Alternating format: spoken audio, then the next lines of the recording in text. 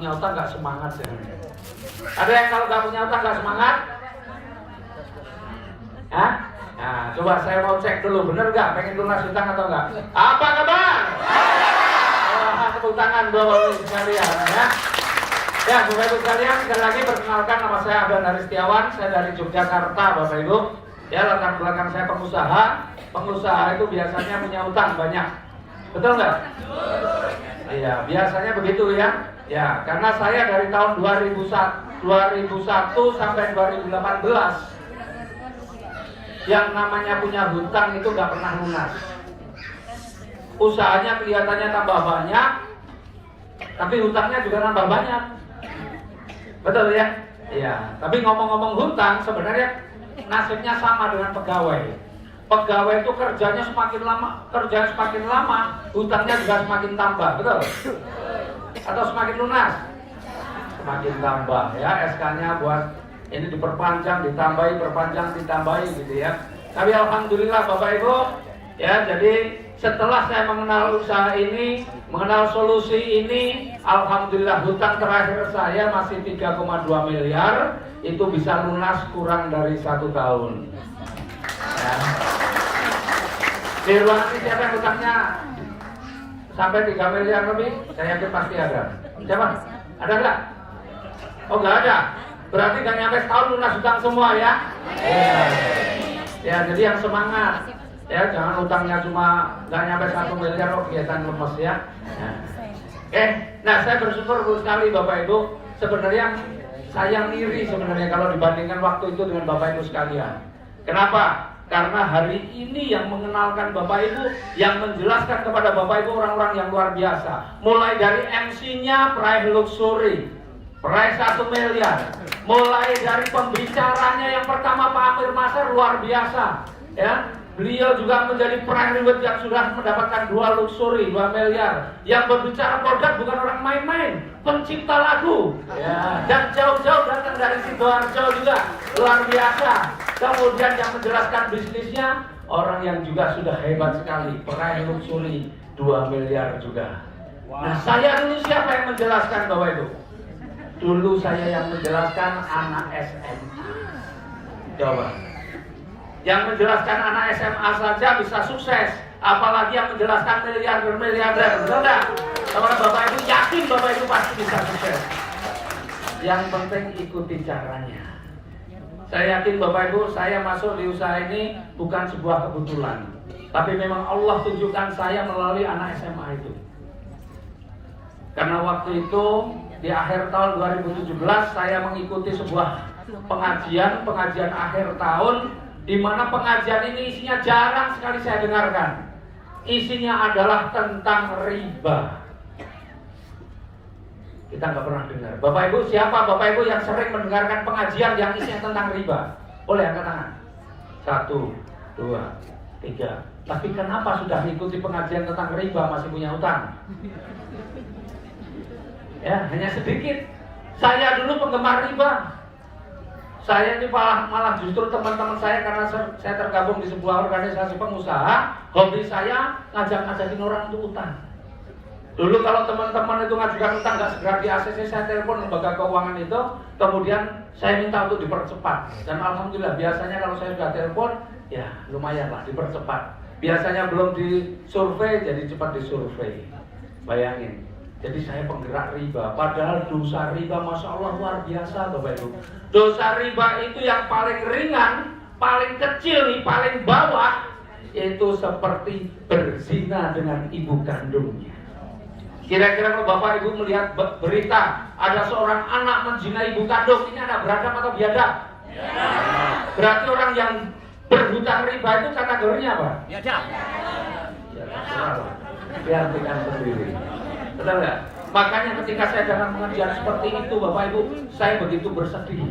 Kenapa? Saya dari tahun 2013 setiap tahun berangkat umroh, nggak cuma sendiri. Ngajak istri, ngajak anak, ada orang tua mertua semua saya ajak. Setiap tahun, bahkan 2017 saya sudah berangkat haji. Tapi di akhir 2017 saya mendengarkan pengajian itu. Apapun kebaikan kita yang kita lakukan, kalau sumbernya itu bermasalah, maka semua kebaikan itu tidak akan diterima. Riba itu hukumnya apa? Haram. Tidak ada keberkahan di dalam sesuatu yang haram. Maka kalau sumbernya haram untuk kebaikan, sebaik apapun akan tertolak pahalanya. Itu kata Pak Kiai yang waktu itu menyampaikan. Saya tak paham, saya tanya, loh kok bisa Pak? Kan kebaikan itu tetap ada nilainya. Iya, tapi kalau sumbernya tidak bagus, tidak halal, maka kebaikan itu akan tertolak pahalanya. Seperti Anda sholat itu bagus, tapi kalau Anda berwudu dengan air comberan, kira-kira sholatnya diterima atau tidak? Tidak. Disitulah saya sedih Bapak. Maka saya benar-benar akhirnya saya bertobat, saya tidak pengen tinggalkan riba, dan saya mohon sama Allah untuk ditunjukkan jalannya bagaimana saya bisa terbebas dari riba. 31 Desember 2017. Dan kemudian 2 bulan kemudian tanggal 22 Februari 2018 saya dipertemukan dengan seorang anak SMA.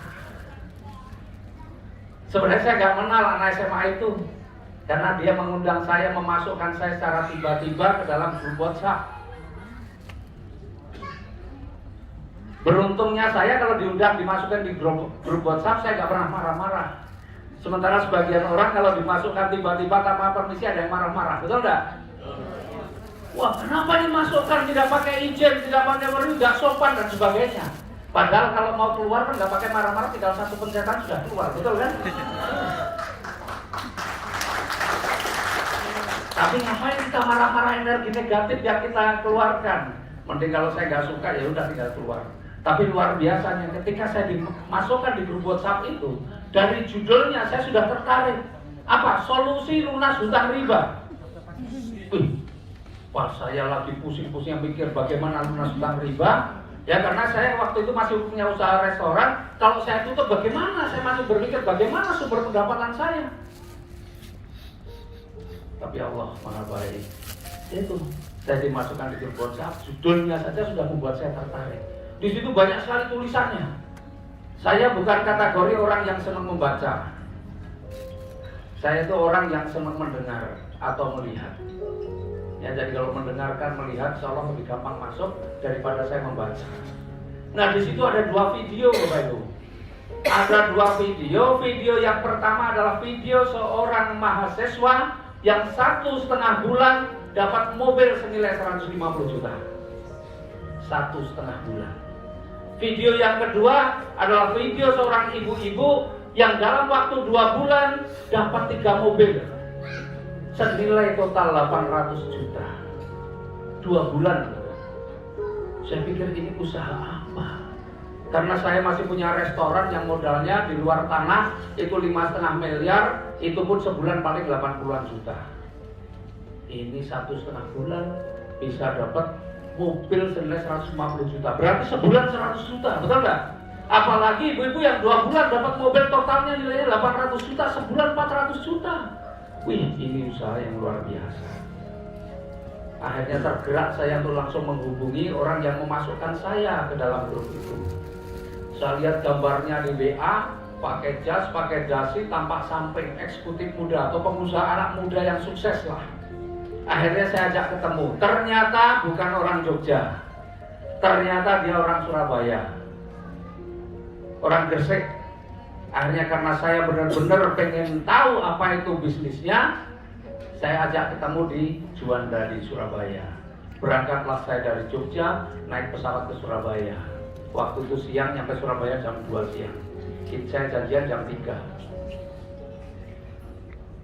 Sampai di tempat di Surabaya waktu itu lagi hujan, masih gerimis, kelihatannya habis hujan lebat begitu.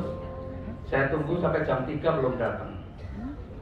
Baru jam 3:30 muncul ada telepon masuk. Pak, Bapak di mana? Oh, saya di rumah makan ini. Oh ya udah Pak, saya ke situ. Saya tengok mana yang telepon saya. Saya lihat 2 orang, anak-anak kecil pakai seragam putih abu-abu. Begitu mendekat, saya lihat, waduh, celananya pun basah separuh. Artinya dia naik apa? naik motor. Aduh, saya jauh-jauh, saya pengusaha, Pak. Saya begitu. Saya pengusaha dari Jogja datang ke Surabaya untuk ketemu orang yang saya bayangkan hebat. Ternyata yang datang 2 orang anak SMA naik motor.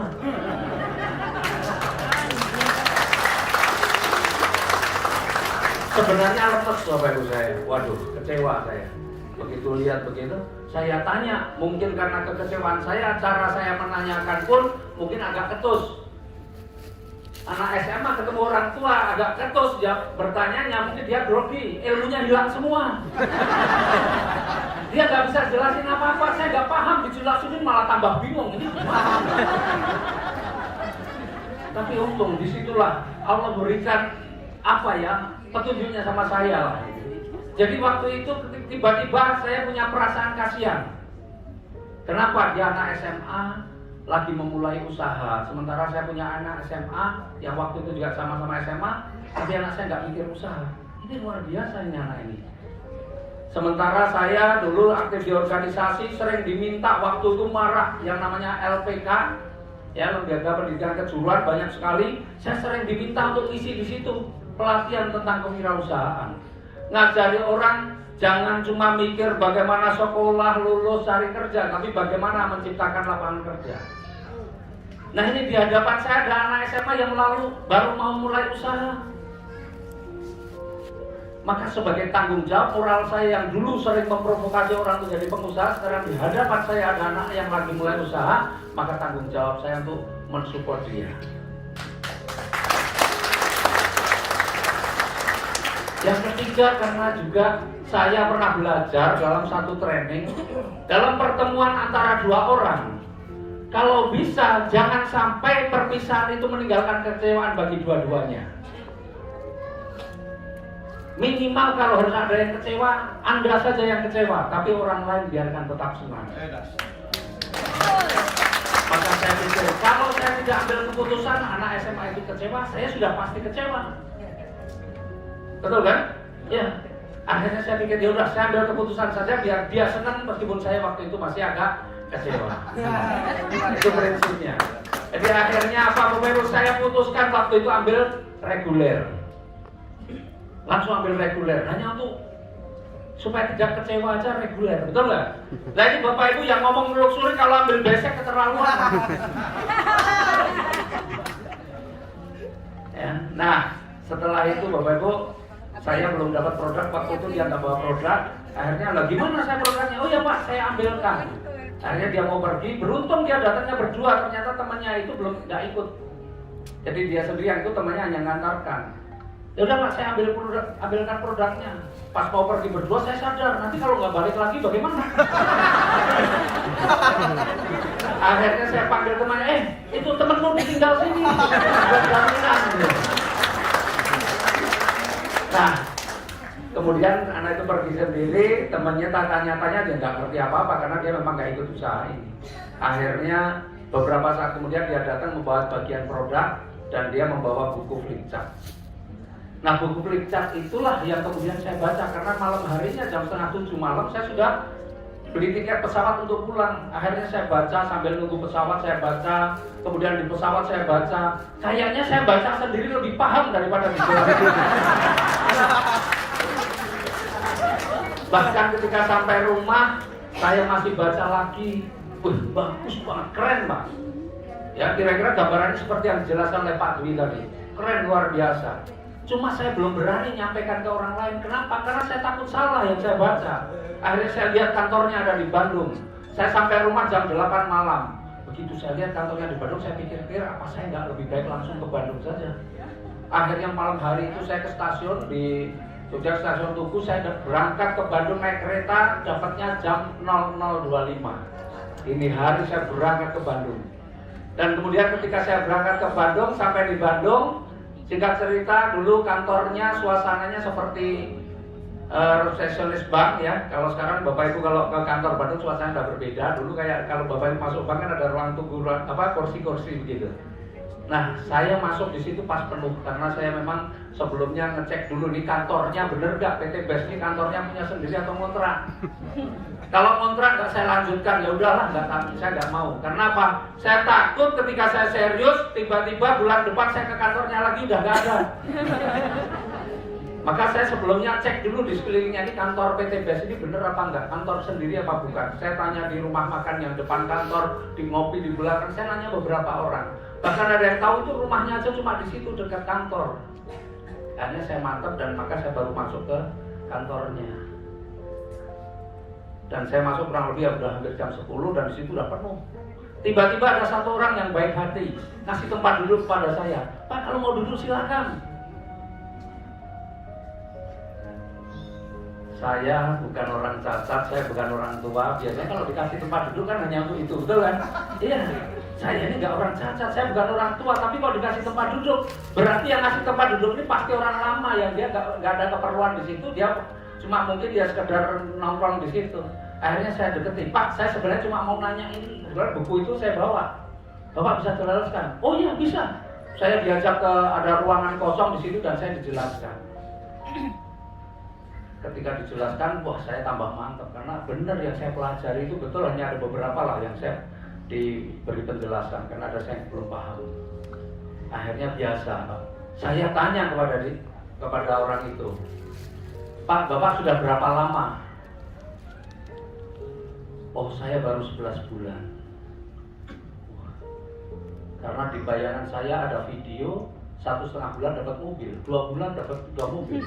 Ini 11 bulan dapat berapa? Bapak 11 bulan dapat berapa? Saya baru dapat 3 Fortuner, dulu istilahnya Fortuner. Saya baru dapat 3 Fortuner dan 8 mobil. Wah, 11 bulan 11 mobil. Gila ini orang nih. Bayangan saya langsung, ngeri, 11 bulan 11 mobil. Ini pasti orang hebat ini. Saya tanya, lah Bapak, kalau boleh tahu latar belakangnya apa, Pak? Saya mah tukang bakso. Yang bener, Pak, iya saya tukang bakso. Keren saya dong.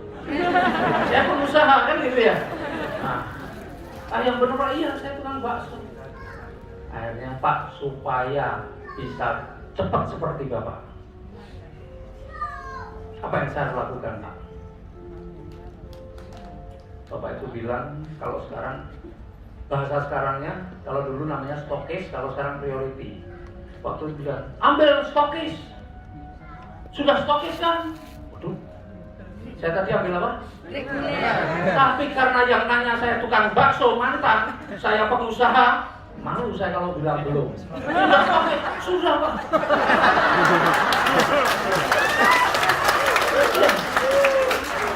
Itu bohong saya pertama di PT BES ya itu. Setelah itu Pak, namanya Pak Suroto. Ya, Pak Suroto Jafir. Nah, ini beliau nih. Ini orang yang luar biasa. Ya. Nah, begitu saya bilang sudah, langsung sama beliau diajak ketemu sama ownernya Pak Haji Febrian. Deg-degan saya, waduh, saya kalau bohong ketahuan bagaimana? Itu yang ada di perasaan saya. Gimana? Tapi kalau sudah bohong harus dilanjutkan. Ya udahlah, terpaksa saya masuk, ya udah siap Pak, saya sambil deg-degan nanti kalau ketahuan bayangan saya mau ketemu hanya berdua. Ternyata begitu masuk ruangan ada 11 orang yang lain di situ. Tenang saya, alhamdulillah. Ya, dan waktu itu saya cuma gitu aja, dapat senyuman aja, saya nggak ngomong apa-apa. Tapi disitulah semangat saya menjalankan usaha ini semakin tumbuh. Kenapa? Beliau masih muda, tapi niatnya, visinya luar biasa. Beliau katakan waktu itu ada produk yang fenomenal namanya EcoResin. Produk ini saya yang buat, saya bisa saja pasarkan seperti dengan memasarkan mie instan, memasarkan air mineral. Saya tinggal ada uang, saya punya uang, saya ada aset, saya bisa saja promosi, gunakan artis bangun jalur distribusi. Tetapi kalau itu saya lakukan, bagaimana saya bisa membantu banyak orang yang pengen bebas hutang riba? Karena kalau saya bangun dengan sistem distribusi seperti itu, yang bisa mengambil peluang hanya mereka yang punya uang. Sementara banyak sekali orang-orang yang pada punya uang pengen menambah penghasilan, tetapi dia tidak punya modal.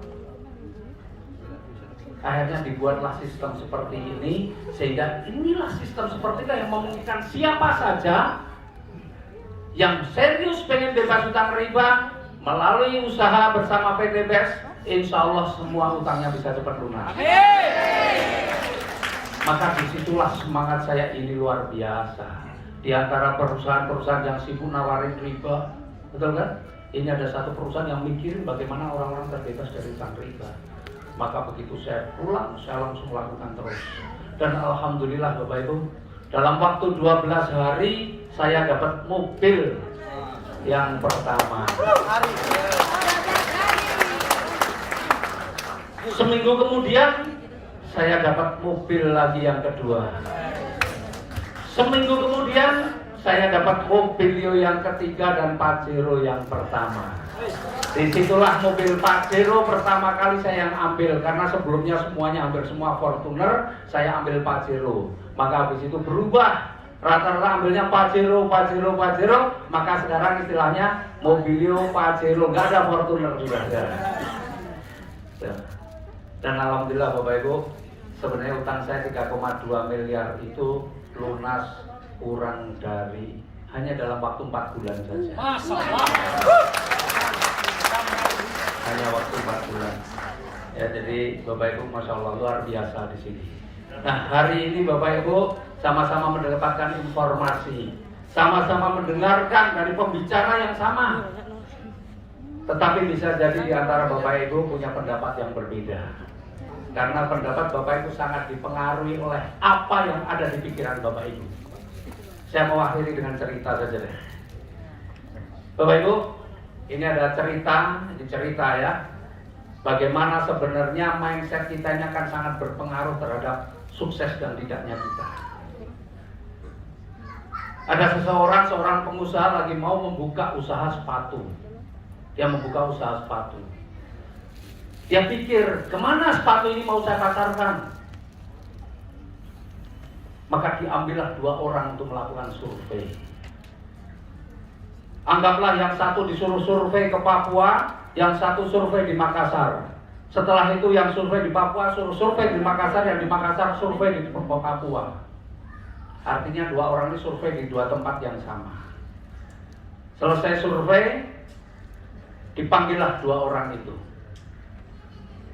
Panggillah si A. Hei A, bagaimana hasil surveimu di Papua? Wah, Papua berat bos. Kenapa berat? Saya lihat di Papua belum ada orang pakai sepatu. Jadi kalau kita masarkan sepatu di Papua, siapa bos yang mau beli? Kalau di Makassar bagaimana di Makassar? Di Makassar juga berat bos. Loh kenapa berat? Saya lihat di Makassar orang udah pakai sepatu semua. Jadi kalau kita masarkan sepatu, siapa yang mau beli? Itu kata si A. Kemudian dipanggillah si B. B, bagaimana hasil surveimu di Makassar? Makassar bos, luar biasa. Loh kenapa luar biasa? Di Makassar bos, orang sudah pakai sepatu semua. Kita gak usah ngajari tentang pentingnya menggunakan sepatu. Mereka sudah paham semua. Tinggal kita sampaikan saja apa kelebihan sepatu kita. Mantap. Kalau di Papua bagaimana? Di Papua juga luar biasa bos. Kenapa? Saya lihat sejauh mata memandang tidak. Saya lihat orang pakai sepatu bos. Kalau kita bisa edukasi mereka tentang pentingnya menggunakan sepatu, maka orang Papua akan berbondong-bondong beli sepatu kita. Jadi Bapak Ibu, hari ini Bapak Ibu mendapatkan informasi yang sama, tapi mungkin apa yang ada di kepala Bapak Ibu bisa berbeda-beda. Betul? Kenapa? Karena tergantung mindset Bapak Ibu. Orang yang pesimis selalu melihat masalah dalam setiap peluang. Tapi orang yang optimis selalu melihat peluang di dalam setiap tantangan yang ada. Saya tidak tahu yang di sini adalah apakah orang-orang yang optimis atau orang-orang yang pesimis. Tapi kalau saya lihat wajah-wajahnya, ini adalah orang-orang yang optimis semuanya. Bapak Ibu bersyukur ya. Ketika saya dituduh, apa Pak? Stokis Pak Surono tadi. Saya bilang iya. Karena begitu selesai dengan Pak Febrian, begitu keluar, saya langsung mikir, saya harus upgrade stokis. Maka habis itu saya langsung ke reception, Pak, bagaimana? Kalau Mbak, bagaimana kalau mau ke stokis? Bapak udah daftar, udah baru reguler, tambahi aja kekurangannya. Langsung saya tambahi, Pak. Jadi di situ saya kalau bohong pun nggak nyampe 2 jam. Tapi alhamdulillah dari hasil stokis inilah yang saya dapatkan, Pak. Ini sebenarnya udah tambah lagi karena di situ masih 25 motor, sekarang udah 27 motor. Kemudian mobilio 21, Pajero-nya yang 13 sudah nambah 1 lagi jadi 14, dan rumah 1 miliarnya masih 8. Ya. Kira-kira ini seperti saya enggak? Serius? Yang baru pertama kali hadir? Wih, banyak ya yang belum mitra, yang baru pertama hadir belum mitra. Siapa yang pengen stokis? Yang pengen kayak saya harus stokis. Kalau mau besek, kalau mau foto sama saya 10 kali nggak bisa lah. Karena besek maksimal cuma 1 motor, 1 mobil, 1 Pajero, 1 rumah. Sementara saya motornya udah 27. Siapa yang mau priority? Coba saya mau angkat tangan yang baru pertama kali hadir. Khusus karena ini banyak banget yang hadir, saya mau ajak Bapak Ibu yang hari ini baru hadir dan memutuskan untuk priority. Saya nggak nanya uangnya, tapi memutuskan untuk ambil priority. Saya udah maju ke depan, kita foto bersama. Khusus saja yang priority. Yuk.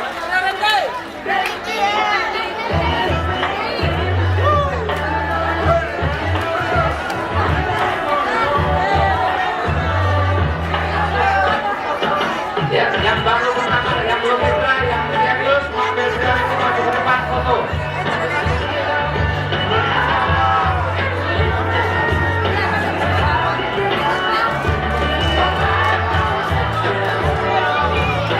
Yang belum mitra saya, yang belum mitra, yang hari ini memutuskan untuk priority, silakan masuk. Yang kalau nggak coba boleh berdiri di belakang supaya kita bisa foto bersama.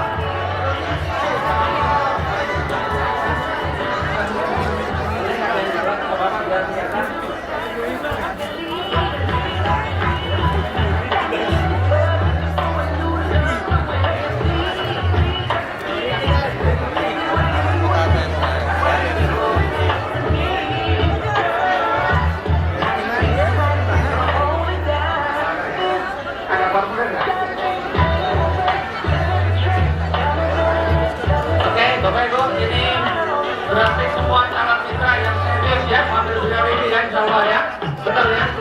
Oke, Bapak Ibu, insya Allah saya doakan Bapak Ibu yang ambil priority dan ketika boleh dibagikan Pak.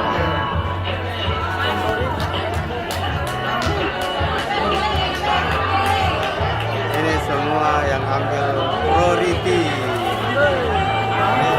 Yang priority ya. Jadi di Makassar sekarang closing priority. Yang punya formulir silakan dibawa ke atas dulu. Closing priority. Leader yang punya formulir. Oke, boleh. Boleh dikeluarkan dulu lah.